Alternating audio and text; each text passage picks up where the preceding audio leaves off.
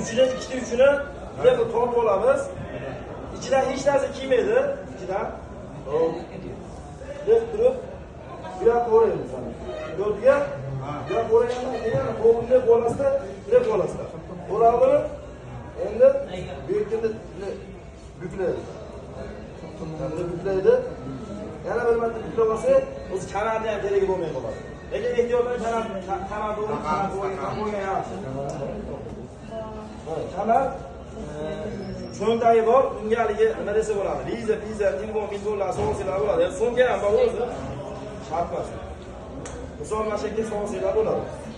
Mana kamera rezinkali yaxshi ekan, mana deb turib kamerani katta qo'ysanglar, bu ketaveradi.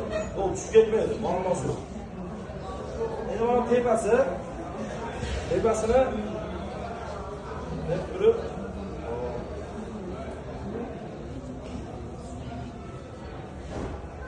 tepasini ikki tarafini shunga o'raydi. Ikki yer keyin shuni tashlaydi, mana teng turibdi-ya, teng turgandan keyin ne bo'ladi? Bunday turib, mana mayog'iga bunday ko'tarib oladi, bu yog'ini bunday qo'yadi. Mana burchagini iloji bo'lsa, mana orqasiga endi qadavosi bo'ladi. Belini orqasiga mana. Belini orqasiga qistirib olsa, bu tushmaydi. Xo'p, bunisini mana burchagini bu tarafida belini orqasiga qistirib olsa, to'g'ri, turadi. To'g'ri, ko'rdingmi? Turaveradi. To'g'ri, duosi tushmaydi. Shunday qiladi. Endi erkaklar tavof qilayotgan mahalda ne qiladi?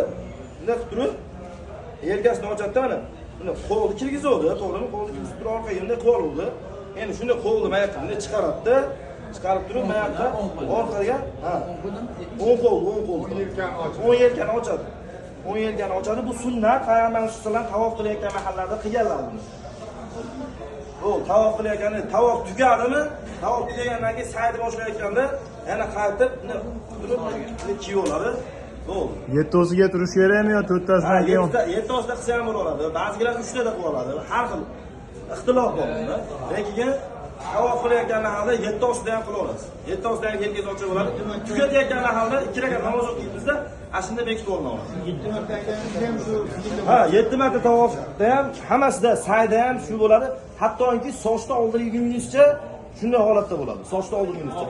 Mabodo sochni oldirmay, sochni oldirmadingiz, mehmonxonaga keldingiz, sartaroshlarni uchramadingiz, xonaga kirib turib, ehromni yechib oldingizda, g'usl qildingiz, hammom qildingiz, misol.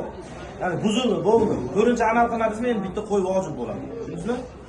Sochni oldirmadingiz, ehromni yechib oldingiz, yechib turib, bu taqiqlanadigan ishlarni qilib oldingiz. Masalan, ayol bilan jimo qilish, hamma ishlarni qilib oldingiz xullas.